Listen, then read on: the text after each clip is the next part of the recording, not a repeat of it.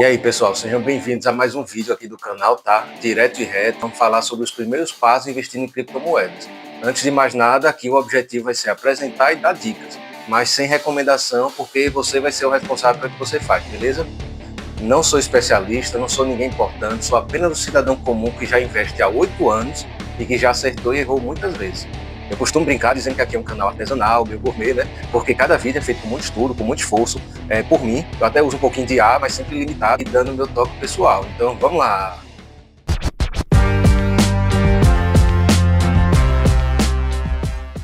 E começar sempre é bom, ter skin the game, ir melhorando, melhor do que ficar paralisado e só ser bom na teoria.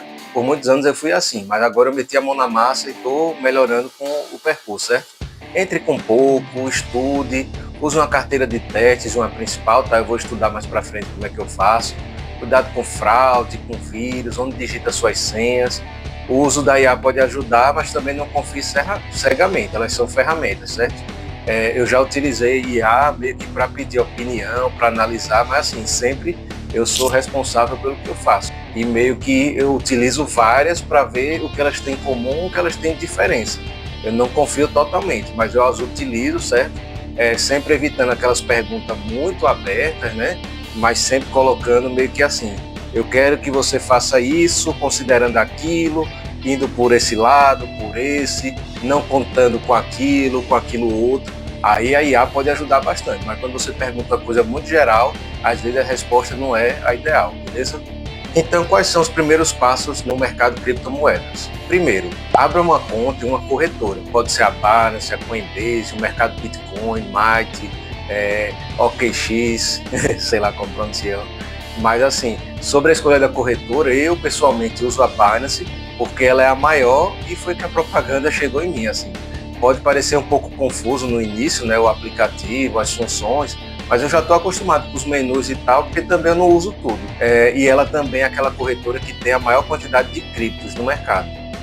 Sobre a questão de impostos, declaração e tal, eu ainda não fiz, eu vou fazer este ano, porque, como eu falei, eu já invisto no mercado tradicional há quase 8 anos, né, há 8 anos, mas cripto eu comecei esse ano, de 2025, e assim, eu já tinha entrado em outros anos e saído, mas sem virar o ano, tipo de dezembro para janeiro, né. Eu já entrei em cripto, sei lá, em 2020, 21, 22, mas sempre por um tempinho e saindo.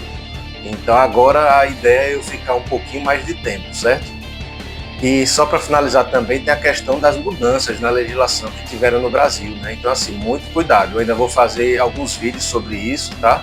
Mas eu cheguei a fazer um sobre a Lei 15.270 de 2025, que trata da isenção de imposto de renda e a tributação das altas rendas, tá? Então procura aí na playlist do canal, né? Não sei se eu consigo colocar aquelezinho aqui em cima, eu espero que sim.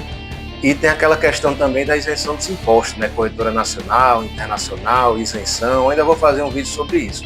Mas basicamente, assim, a isenção ela é para aquelas vendas de R$ 35 mil, né? Para quem investe em corretora nacional, para corretora internacional não tem isenção. Atenção, pois em 2025 muitas regras de tributação mudaram. Essa que falei agora não mudou até o momento. Também faça uma pesquisa sobre os golpes sofridos pelas corretoras, né, com hackers, problemas com usuários. Em 2025 tivemos as corretoras Coinbase e a Bybit hackeadas. Eu vou até deixar a notícia aqui também, tá? E você pode ir também no Reclame Aqui. Mas cuidado que às vezes pode ter reclamações que não são tão relevantes. São problemas pontuais que aconteceram com uma pessoa. Então assim, dá aquela focada no que serve para você, no que pode estar sendo recorrente, acontecendo com muita gente, né? Como já falei, na escolha da corretora também analisa a interface, o suporte oferecido, a quantidade de moeda. É o seu gosto, vê o que é melhor para você. Faça a verificação documental, pois as corretoras costumam deixar você depositar. Mas se tiver pendência nessa parte, você não pode sacar, é fogo, né? Mas assim, já aconteceu comigo, né? Logo no comecinho. Eu faço muitos testes, assim, eu sou meio curioso, né? Então eu criei a conta, só quis colocar o dinheiro lá, consegui, aí depois tentei tirar na mesma hora, não consegui. Aí fiz essa verificação documental, né? Sei lá, o passaporte, a CNH, ou a identidade, pede para fazer uma selfie com o rosto, virar para um lado, para o outro. Aí chama isso de KYC, que é o Know Your Customer, né? Ou é cliente. Aí você consegue fazer as funções da plataforma, né? Mas elas são bem espertas, deixa depositar e não deixa tirar. Compre as criptos que você analisou e aguarde uns dias para ver a movimentação no mercado, se aguenta os altos e baixos, que às vezes a volatilidade é muito grande.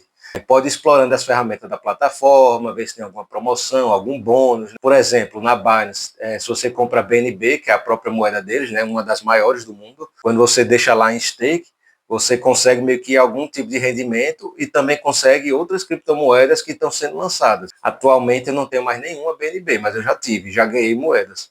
Hoje em dia eu não ganho mais. E outra coisa, não é bom deixar dinheiro em corretora, porque, assim, como eu já falei também, né? Algumas delas já tiveram problemas, não apenas de serem hackeadas, mas de darem golpe mesmo nos clientes, de fechar, de sumir, enfim. Eu costumo ter um pouco, sim, em corretora, tá? Não vou mentir, mas a maior parte está numa carteira fria, numa cold wallet, eu vou explicar ainda. O mercado cripto é um pouquinho desregulado, assim, é bastante, né? Mas os governos em todo o mundo estão tentando cercar, tributar, né, dar um pouco de segurança. Só que aí vai acabar com a ideia do mercado, que era meio que ser uma coisa meio anarquista, meio sem controle mesmo, né, de não ter o governo. Por um lado é bom para umas coisas e é ruim para outras. Cuidado que pode ser que futuramente vire tipo uma B3, uma Nasdaq, mas a ideia é meio que ser um mercado que é cada um por si, entre aspas, tá? Baixa uma carteira, né, uma hot wallet, pode ser MetaMask, Trust Wallet, Exodus, Coinbase Wallet, Electrum, Blue Wallet, Proton. Eu já usei algumas, mas eu não tenho mais, tá? Eu tenho uma cold wallet. A hard, a online mesmo, eu não tenho não. Mas eu tenho uma certa preferência pela MetaMask ou pela Proton. E essas carteiras, elas podem ser um app de celular, para computador, pode ser no navegador ou de corretoras, né? A carteira ser de corretora. Ó, rapidinho, parando aqui o vídeo, tá? Dá uma força pro canal, curta, comenta, compartilha, repassa para algum amigo assistir e aprender também, beleza? Valeu, ajuda aí. Outra dica, né? Faça transferências pequenas para testar e tenha atenção na hora de copiar e colar a carteira, né? Aquele código bem grandão lá, tá? Já aconteceu comigo que eu não prestei atenção, né? Eu simplesmente copiei o endereço certo. Quando eu colei, eu nunca imaginaria que meu computador teria um vírus que ia mudar o endereço da carteira. E aí acabei perdendo dinheiro, né? Então é bom sempre fazer um teste e decora, sei lá, os últimos dígitos da carteira, os últimos 4, os últimos 8, para quando você colar, ver que está tudo certo, tá? Que não vai ser outro. E aí o que eu fiz depois foi o quê? Formatei o computador. E aí, com um pouco mais de tempo e confiança, você pode fazer o mesmo processo para transferir as moedas para sua hard wallet, né? É praticamente a mesma coisa, transferir para uma hot ou para uma cold. Mas assim, quando comprar, lembre de configurar ela, de anotar bem as palavras-chave, né? Existem várias marcas e modelos no mercado. Temos a Ledger, a Trezor, a Tangent, a OneKey. Podemos ter um formato tipo um pendrive, um cartão de crédito, um anel. Cuidado ao anotar as palavras, né, em algum lugar. Teve gente no Rio Grande do Sul que tinha anotado em papel, e aí perdeu tudo naquela enchente que deu lá. Existem umas placas de metais também, que você pode anotar as palavras, né, que tem que fazer uma punção, como se fosse um martelinho mesmo batendo assim, com a caneta, com algum metal. Enfim, eu ainda vou comprar uma dessas também. E essas placas, elas são bem difíceis de serem destruídas, resistem a incêndio, a bastante coisa. Se for usar um celular, tenha cuidado onde guarda, quem tem acesso. De preferência, ó, formate ele totalmente, só instale o mínimo dos produtos necessários, né, dos aplicativos. Todo cuidado é pouco. Tem até uma galera aí na internet que pega um celular velho, formata e faz sua própria carteira, assim, aquela code. E 100% seguro, somente aquilo que está offline, beleza? E agora eu vou falar um pouquinho de como eu faço, tá? Então, assim, eu tenho 5%, né, do que eu tenho em renda fixa e renda variável em cripto, tá? Posso até chegar a 10, mas eu quero que seja 5, né? Quando elas sobem muito, eu vendo um pouquinho, quando cai, eu até compro mais. Eu tenho um celular exclusivo, tá? Para conta de banco e tal, que eu não deixo nem guardado em casa. É um lugar bem misterioso mesmo, assim. Eu tenho uma conta de banco, digamos, com poucos fundos e outra com os investimentos, as rendas fixas, variável, bolsa, guardado em outro lugar, seguro.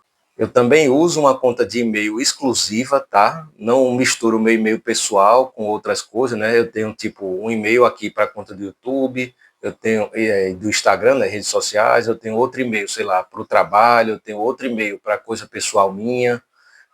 Eu tenho vários e realmente é muito difícil administrar tanta senha, né? Porque às vezes é tantos caracteres, às vezes precisa de um número, de uma letra maiúscula, às vezes de um caractere especial.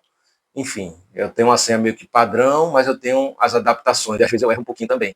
Mas assim, eu tenho um e-mail também que é o principal, que é como se fosse o e-mail mãe, que é onde eu concentro tudo quando eu clico naquilo que esqueci a senha. E uso também os suportes das empresas, né, das corretoras, seja de renda fixa, renda variável, estrangeiro, nacional, cripto, que é aquela questão dos dois fatores, tá? Tem uma Ledger também, ainda não está naquela concentração percentual que eu queria, né, mas está se encaminhando.